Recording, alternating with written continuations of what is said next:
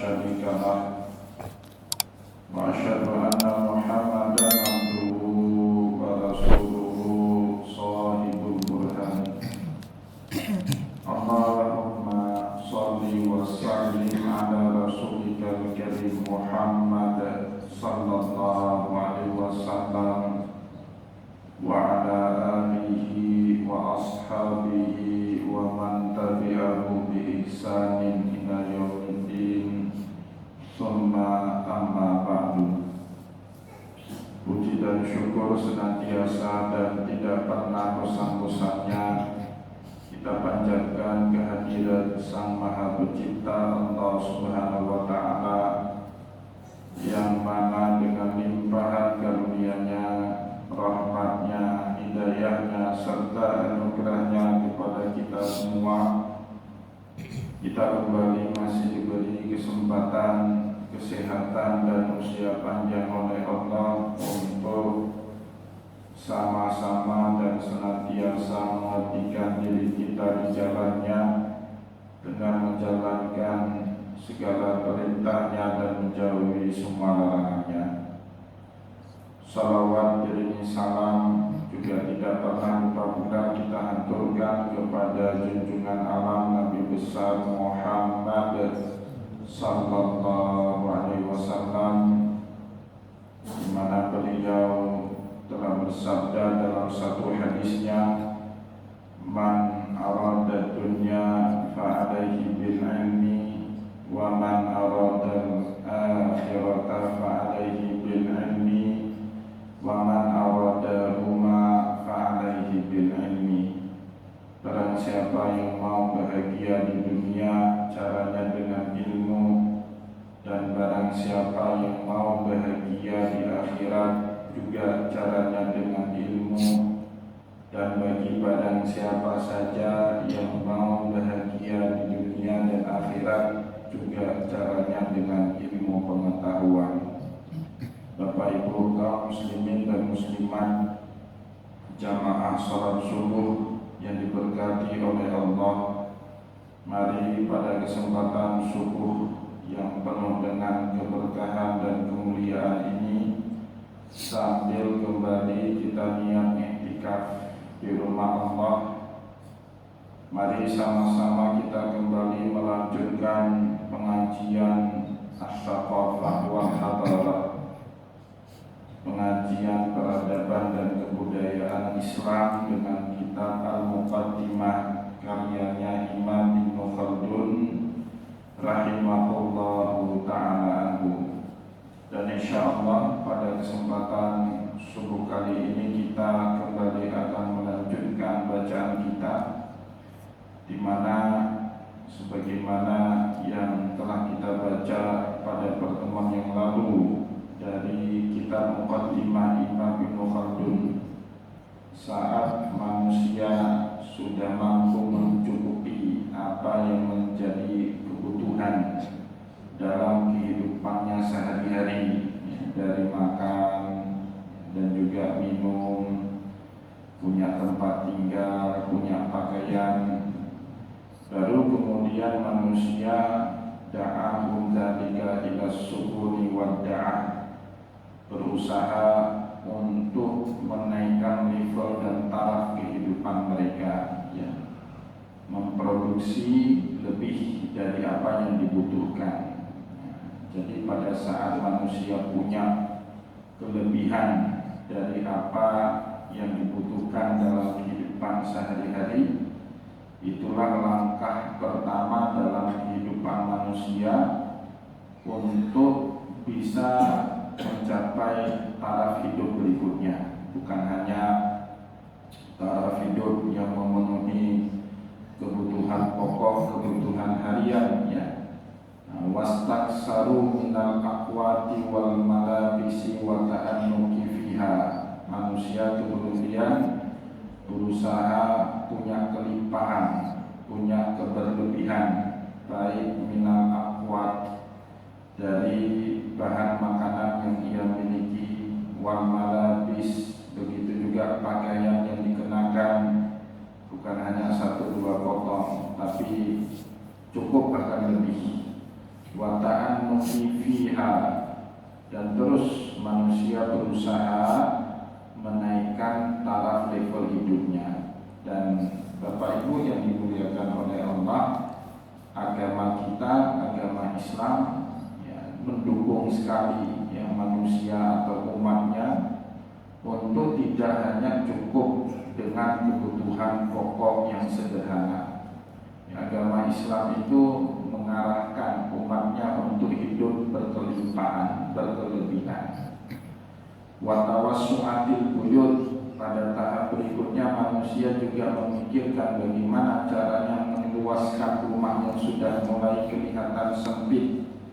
Wa ikhtitatul mudun wal amsar litahaduri. Kemudian pada akhirnya satu rumah diluaskan, rumah tetangganya juga demikian, dan ini kemudian yang akan membentuk satu perkotaan. Ya, jadi dulu hidupnya di pedalaman bergantung dengan lahan pertanian, tapi ketika taraf dan level hidup manusia di tempat itu terus meningkat, lama-kelamaan lahan yang luas jadi sempit.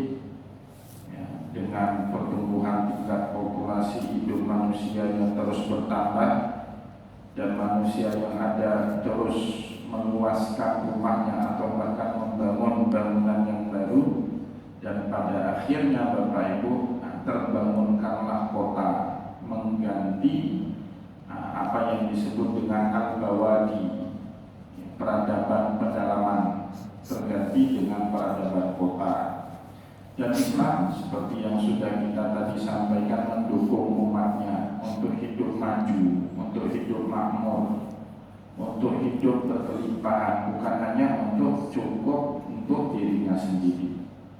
Dalam Al-Quran, sahabat Nabi diceritakan oleh Allah pernah bertanya ini itu sama Rasulullah, kapan baiknya kami berinfak, kapan baiknya kami bersedekah, kapan baiknya kami mendermakan harta kami yang punya atau harta yang kami miliki ini di jalan Allah.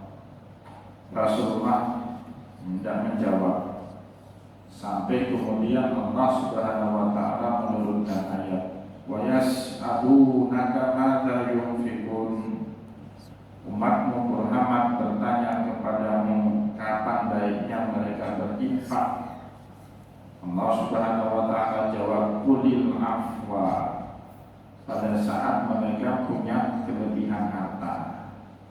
Jadi Bapak Ibu, kita tidak bisa mikir lebih dalam agama kalau kita tidak punya kelimpahan apapun bentuknya. Kita tidak mungkin bisa ngajari orang ilmu A, ilmu B kalau ilmu kita sendiri saja tidak cukup. Kita juga tidak bisa bantu orang lain dengan harta kita kalau yang menjadi kebutuhan sehari-hari saja kurang atau bahkan juga tidak cukup. Sebab itulah di dalam ayat tadi Allah Subhanahu wa taala mendorong umatnya untuk hidup makmur, untuk hidup berkelimpahan, sehingga dia tidak menjadi orang yang egois, yang cuma mikir perut diri sendiri, tapi juga bisa mikir kehidupan orang lain yang memang perlu untuk dibantu. Yas'alunaka madza yunfiqun. Saat ada sahabat Nabi yang bertanya kepada Rasulullah apa yang harus mereka infakkan di jalan Allah, maka Allah Subhanahu wa taala menjawab qulil afwa, yang kau infakkan itu apa yang lebih dari hartamu. Kita punya penghasilan 100 juta rupiah per bulan, padahal yang kita habiskan bersama keluarga cuma 7 atau 10 juta. Tentu 90 juta itu berkelimpahan Bapak Ibu. Nah, ini mudah kita bantu orang lain supaya mereka juga bisa naik taraf kehidupannya. Oleh sebab itu kemudian kata Imam Ibnu Khaldun, "Tsumma tazidu ahwadul rafati wad da'ati fataji'u awahidul tarafil balighatu mubalighuha fit ta'annuki fi ilajil quti wa istijadatil matabih. Pada tahap berikutnya tazidu ahwalur rafati wad da'ati, maka kemakmuran dan juga kesejahteraan yang dirasakan oleh manusia makin bervariatif, bukan hanya tunggal dengan satu cara. Mungkin dulu waktu masyarakatnya murni agraris, pola kaya itu bisa kita lihat orang yang punya banyak tanah, ya, yang tanahnya itu disawahi atau ditanami padi, kemudian tiap tahun tuan tanahnya punya panen dan hasilnya melimpah ruah. Nah, ini biasanya yang menyebabkan orang kaya dari peradaban pedalaman, ya, di masyarakat agraris, atau tidak punya lahan banyak tapi punya ternak yang banyak, punya kambing, punya sapi, punya kerbau. Kalau butuh duit tinggal jual sapinya, tinggal jual kerbaunya. Dengan itu dia kemudian bisa menumpuk dan memiliki kekayaan. Atau juga sebagian punya kebun, ya, kebunnya ditanami berbagai macam tumbuh-tumbuhan yang banyak dicari dan diminati oleh banyak orang. Dengan hasil dari kebun itu dia bisa memiliki sejumlah kekayaan. Nah, polanya di masyarakat agraris satu tok. Kalau nggak kebun, sawah atau ternak. Tapi Bapak Ibu, dalam level kehidupan manusia berikutnya, kata Imam Ibnu Khaldun, tazidu ahwalu rafati wada'ah, yang menyebabkan manusia itu berkelimpahan itu sebabnya makin banyak saja, makin variatif. Kalau di kampung nggak terbayang ada birokrat yang bisa punya banyak duit, tapi di kota, nah, kita lihat banyak birokrat berkelimpahan hidupnya. Di kampung seorang insinyur engineering tidak bisa cari makan, Bapak Ibu, karena proyek-proyek pemerintahan yang besar-besar atau proyek swasta yang gede-gede gak mungkin investasinya di kampung. Ya, para insinyur, ya, engineering gampang dapat duit, gampang mendapatkan harta kalau hidupnya di perkotaan. Atau kalau kita mau dagang apapun, kalau di kampung susah lakunya. Yang pertama, orang beli itu aja. Yang kedua, daya beli masyarakat di kampung tidak sekuat dengan daya beli masyarakat di kota. Tapi Bapak Ibu pergi ke kota, jual apapun pasti laku itu. Jual apapun tentu yang dibutuhkan, ya, dan juga dengan kualitas yang diinginkan oleh masyarakat. Sekitar 1 bulan yang lalu saat saya ke Jakarta itu pernah satu malam kami lapar di daerah Jakarta Barat di Grogol. Kebetulan di depan hotel kami tinggal itu ada pusat jajanan malam. Sekitar jam 11, hampir jam 12 kita keluar hotel cari makan. Ada saya pesan mie pangsit, ada yang pesan pecel lele macam.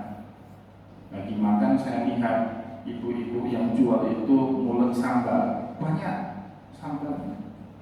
Saya tanya, ibu kok masih mulut sambal, ini kan sudah mau tengah malam, siapa lagi yang mau beli makanan tengah malam seperti ini? Oh banyak mas, katanya, sebentar lagi ini ramai datang orang. Ini sambal bukan hanya habis, mungkin juga nggak cukup. Makin malam makin ramai orang yang mau cari makan itu di kota besar. Terus saya tanya, omsetnya sehari berapa kalau jualan seperti ini? Ya, si ibu jawab, ya alhamdulillah kalau ada rezeki bisa dapat 7 juta semalam. 7 juta semalam. Omset bersihnya berapa dari 7 juta itu? Bisa 1.200.000, 1.500.000. Coba Bapak Ibu bayangkan, dalam satu malam bersih dia bisa dapat 1,5 juta. 10 hari aja dia jualan sudah 15 juta, ya, suatu jumlah yang sukar sekali kita cari kalau kita berada di daerah pedalaman, ya, di daerah yang termarginalkan, ya, jumlah yang susah. Bapak Ibu jangankan di kampung, di Banda Aceh cari angka seperti itu aja susah jualan nasi, kan. Nah, tapi makin di kota besar tempat orang ramai berkumpul, ya, ya, makin variasi orang bisa sejahtera, bisa hidup makmur. Dan itulah yang dikatakan, yang dijelaskan oleh Imam Ibnu Khaldun, summa tazidu ahwalu wafati wada'a. Pada tahap berikutnya, kehidupan makmur dan sejahtera itu makin bervariasi.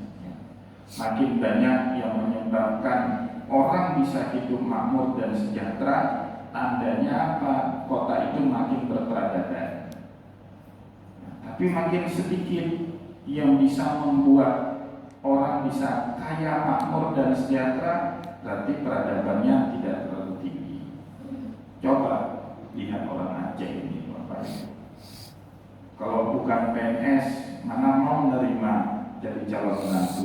Jadi dianggap yang bisa kaya itu cuma PNS, yang makmur, yang sejahtera itu cuma PNS. Padahal di luar kehidupan sebagai pegawai negeri, kalau di daerah-daerah yang lain bisa bahkan hidupnya lebih makmur dan sejahtera. Nah, kenapa terkukung orang Aceh dengan pola seperti itu? Ya tadi, peradabannya tidak tinggi, rendah sekali. Dan apapun yang menjadi sumber ekonomi di daerah lain belum bisa menjadi sumber pendapatan ekonomi di daerah kita. Nah, karena saya kelola toko sembako, Bapak Ibu tahu. Jadi ada itu kan kertas untuk bungkus nasi itu dibuat dari kardus, Bapak Ibu.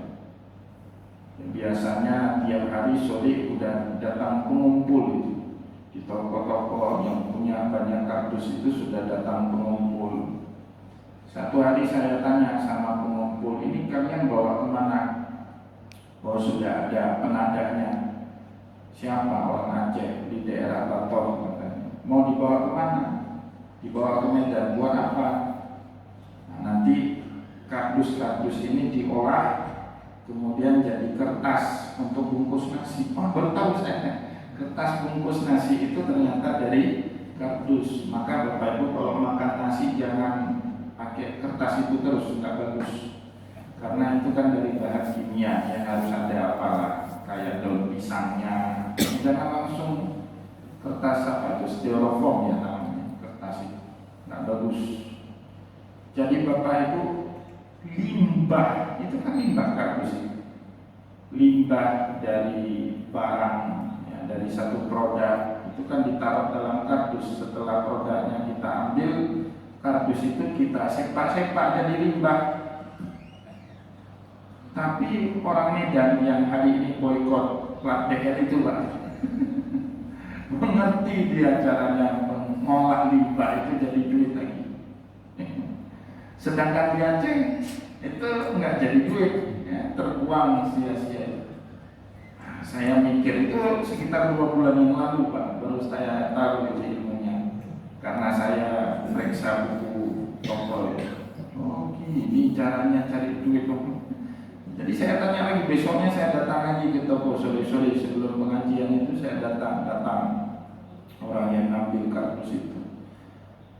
Dalam 1 bulan berapa mobil truk dibawa ke Medan dari Banda Aceh atau Banda Aceh dan sekitarnya? Dia jawab, bukan 1 bulan Pak Ustadz, kata dia. Dalam 1 minggu dia. Nah, berapa truk? Dalam 1 minggu 2 truk tronton besar kardus dari Banda Aceh dan Aceh besar itu dibawa ke Medan. Kamu tahu pabriknya di mana? Saya nggak tahu, tapi bos saya tahu itu yang di Batok itu, kata dia. Waduh, dari kardus orang Aceh aja bisa menghasilkan duit. Ya kan? Iya, Pak.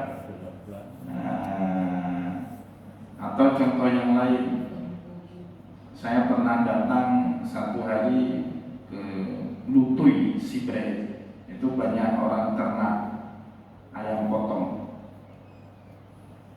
Terus toki yang punya ternak ayam potong itu ngeluh, di sini Pak Ustadz, ya, kalau ayam kita itu jadi bangkai, nggak tahu kita mau bawa kemana, harus dikubur.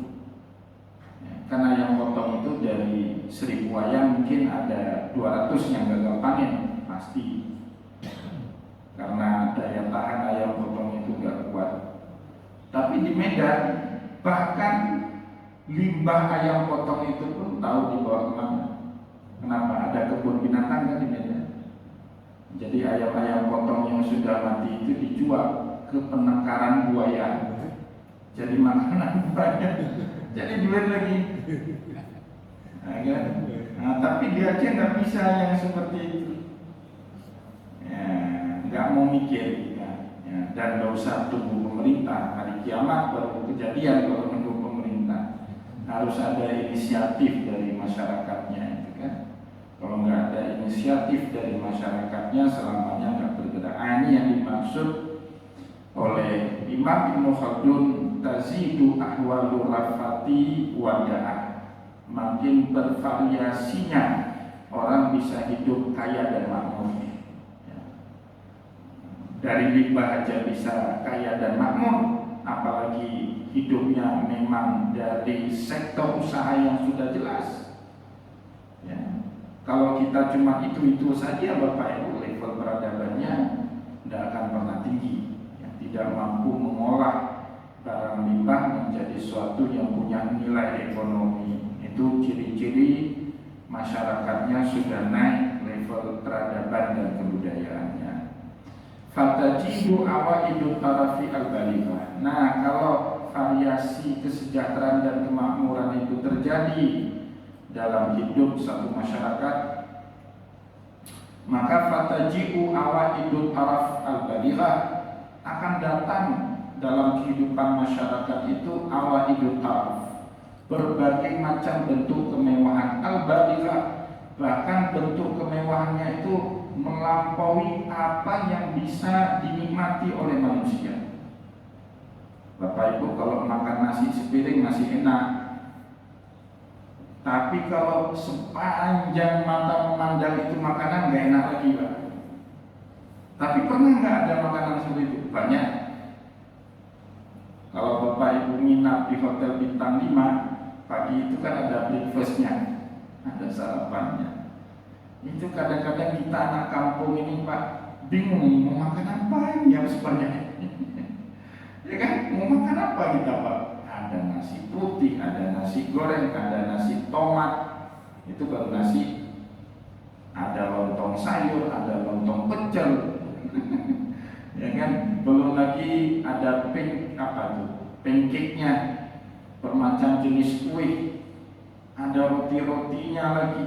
Minuman bersera, ada susu, ada kopi, ada teh, ada jus-jusnya, ada semangka, ada mangga. Itu makanan kalau kita masukkan ke dalam perut semua meledak, meledak. Kan sudah berlebihan, tapi itu yang terjadi di masyarakat yang makmur, akan terjadi seperti itu. Nah, ini kata Imam Ibnu Khaldun, fataji'u awaidu taraf al-balighah, akan terjadi berbagai macam bentuk kehidupan yang mewah dalam masyarakat itu, ya. Rumah anggota keluarganya cuma 3 orang, 1 orang suami, 1 orang istri, 1 orang anak. Mobil di dalam rumahnya 8. Nanti Bapak Ibu akan lihat, tapi kan di Banda Aceh 1-2 ya gitu. Tapi makin kaya daerah itu, makin banyak kita lihat pemandangan-pemandangan seperti itu. Nah, di Banda Aceh yang hotel seperti saya ceritakan tadi itu 1-2 aja ya. Tapi kalau Bapak Ibu ke Medan, ke Surabaya, ke Jakarta, apalagi ke Bali, bersera hotel seperti itu. Nah, tandanya apa? Secara peradabannya sudah jauh meninggalkan kita Aceh, ya. Nah, jadi fataji'u awaidu tarafi al-balighah mubalighuha fi ta'annuq. Mereka bahkan berusaha terus berlomba-lomba menciptakan berbagai macam inovasi baru, karena inovasi itu akan menghasilkan uang lagi, Bapak Ibu. Saya pernah bimbing satu skripsi mahasiswa. Dia meneliti tentang salah satu ajaran agama, Bapak Ibu. Jadi dalam agama itu kan diyakini sama ulama, syariat ini turun untuk melindungi. Kalau dulu 5, hifdzuddin, jaga agama, ya, hifdzun nafsi, jaga jiwa, hifdzul mal, jaga harta, hifdzun nasal, jaga keturunan, hifdzul irdi, jaga kemuliaan, jaga akal. Kalau sekarang kata para ulama ada satu lagi namanya hifdzul bi'ah, menjaga lingkungan. Penting dalam agama. Kenapa banyak sekali ayat yang mencela kita sebagai perusak lingkungan? Ya kan, kata Allah misalnya dalam Al-Quran, taral fasadu fil barri wal bahri bima kasabat aydin nas. Kerusakan di daratan dan di lautan itu sebab utamanya karena tangan jahat manusia, kata Allah. Nah, pertanyaannya berikutnya di dalam tesis si mahasiswa ini, dia bilang nggak boleh semua industri yang merusak lingkungan. Nah, saya sebagai penguji balik nanya, memang ada industri yang nggak merusak lingkungan? Nggak ada, Bapak Ibu. Yang namanya industri itu wajib merusak lingkungan, ya kan? Terus gimana pandangan? Dia bilang haram berarti semua industri tutup. Semen misalnya, Pak, kita punya industri semen di Lokna, itu kan ada limbahnya berbahaya, berarti tutup pabrik semen, berapa orang jadi pengangguran. Nah, itu gaya berpikir orang yang gak punya peradaban. Bagi orang yang punya peradaban, Pak, ketika ada muncul masalah industri semen, pasti ada limbah kan. Limbahnya itu nggak langsung ujuk-ujuk tutup pabrik, enggak. Orang yang punya peradaban dia mikir bagaimana caranya mengatasi limbah ini supaya nggak jadi limbah. Nah, dia ciptakan satu teknologi menghasilkan uang lagi kan. Teknologinya dijual ke pabrik semen. Nah, ini kami punya teknologi untuk mengatasi limbah semen yang dibuang ke laut sehingga tidak menyebabkan masyarakat terkena dan terkontaminasi penyakit. Nah, ini teknologi berapa? 100 juta US dollar menghasilkan ekonomi. Jadi dampak siklus ekonomi itu berputar, Bapak Ibu. Nggak boleh kita gara-gara ini merusak limbah, haram, tutup pabrik. Itu bukan cara berpikir orang yang berperadaban. Itu cara berpikir orang yang dogmatis. Tapi di Aceh kan sering gitu, Pak. Tentang dengan syariat Islam tutup. Padahal kalau orang yang solutif, dia mikir, oh kalau ini dianggap bertentangan dengan syariat Islam, kita buat solusi yang nggak bertentangan dengan syariat Islam. Yang penting ini jangan tutup, tetap jalan. Nah, itu cara orang yang berperadaban mikir. Jadi dia nggak nolak mentah-mentah, tapi dia cari solusi sehingga masalah bisa diatasi. Nah, Bapak Ibu kaum muslimin dan muslimat, jamaah pengajian yang dimuliakan oleh Allah, itu cara berpikir orang yang punya peradaban. Nah, maka Imam Ibnu Khaldun kemudian menjelaskan pada tahap level manusia sudah mencapai kemewahan, mereka akan melakukan fi'ilajil qut, pengolahan bahan makanan. Jadi dulu makanan itu variasinya cuma itu tok, kemudian diolah. Manusia, Bapak Ibu, saat punya kelimpahan produksi, kalau dia bisa simpan dalam jangka waktu lama baik. Kalau nggak bisa, pilihannya dua, kata Imam Ibnu Khaldun. Dia memperluas area pasar tempat dia jual barang. Bapak Ibu punya hasil panen cabai berlimpah ruah 10.000 ton dalam 3 bulan sekali. Kalau hanya mengandalkan pasar di Provinsi Aceh, terserah nggak itu? Enggak. Jadi caranya gimana? Perluas pasar. Harus masuk cabai Aceh ke Medan. Kalau perlu lagi masuk ke Riau, masuk ke Sumatera Barat, atau bahkan kalau perlu masuk juga ke negara jiran, ke Malaysia. Itu caranya.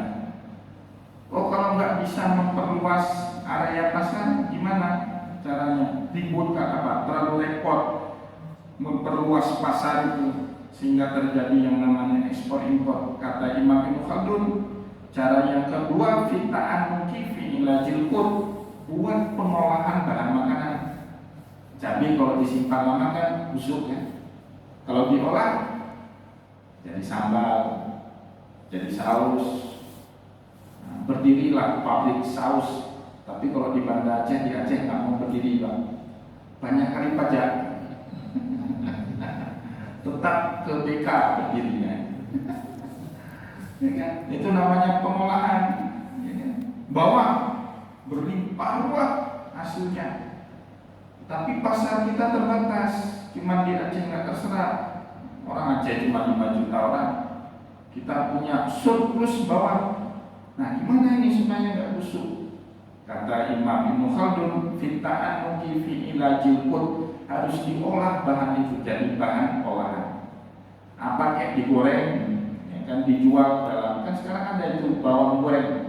Dulu Bapak Ibu saat saya kecil tahun 80-an, mati kita cari, nggak ada orang jual bawang goreng. Ada tahun 80-an. Kita pun nggak mikir itu jadi uang. Tapi sekarang Bapak Ibu kalau perlu bawang goreng, goreng sendiri atau beli di market. Beli Bapak Ibu. Nah, tandanya kita sudah selevel lebih maju dari orang Aceh dulu yang tahun 80-an. Sudah ada bahan pengolahan makanan. Dulu tahun 80-an Bapak Ibu kalau pergi ke kenduri, acara orang kawinan, orang pesta, itu airnya Bapak Ibu minum di aqua gelas atau air kemasan atau air yang ditaruh dalam gelas yang dimasak. Dimasak. Apa ini aqua gelas kan gitu. Sekarang masih ada nggak Bapak Ibu ke acara kawinan orang, airnya ditaruh dalam gelas, ambil gelas satu-satu? Ada lagi. Berarti selevel lebih maju itu. Nah, itu jadi manusia mengolah. Air diolah, Pak. Air pun dijual sekarang, diolah sama manusia. Nah, itu tandanya sudah masuk level yang berikutnya, ya.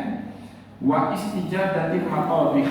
Nah, bahkan manusia Pak merasa nggak cukup dengan dapur yang seadanya di rumah-rumah yang orang yang sudah makmur sejahtera. Biasanya level dapur rumahnya itu ada 2 ada 3. Ya, ini Pak Tito yang tahu ini arsitek. Biasanya ada dapur kotor. Itu yang punya rumah pun nggak pernah datang di dapur kotor itu. Pembantunya yang main-main di situ. Nah, satu lagi dapur bersih, tempat hidang makanan. Satu lagi dapur untuk dipertontonkan kepada tamu yang datang ke rumah. Ada itu.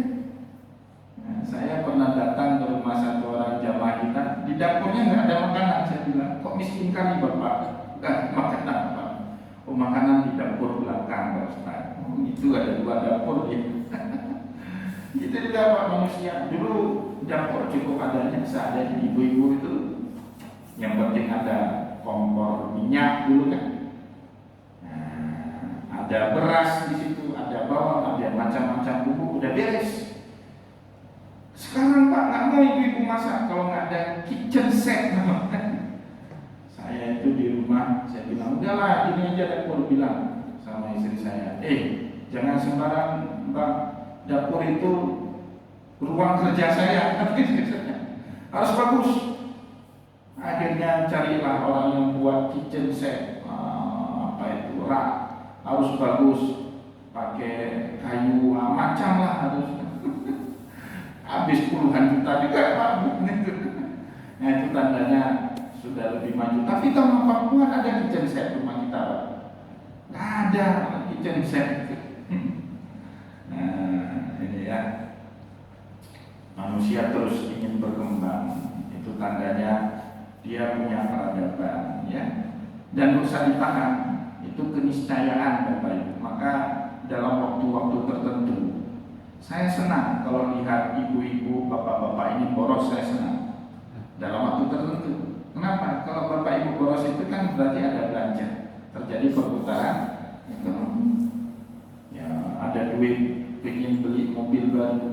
Kalau Bapak Ibu beli mobil atau beli sepeda motor baru, kayak Pak Irwandi baru beli motor baru, walaupun tasyakurannya belum. Itu berapa orang itu yang dapat kecipratan bahagianya kan? Yang pertama sudah pasti yang punya showroom motor tempat Pak Irwandi beli itu senang dia, alhamdulillah. Kalau boleh kabur. Yang kedua salesnya juga senang itu Pak. Apalagi kalau belinya kredit. Ya kan, senang salesnya, oh udah laku tahun ini penjualan, ya kan? Nah, terjadi perputaran duit, ya kan?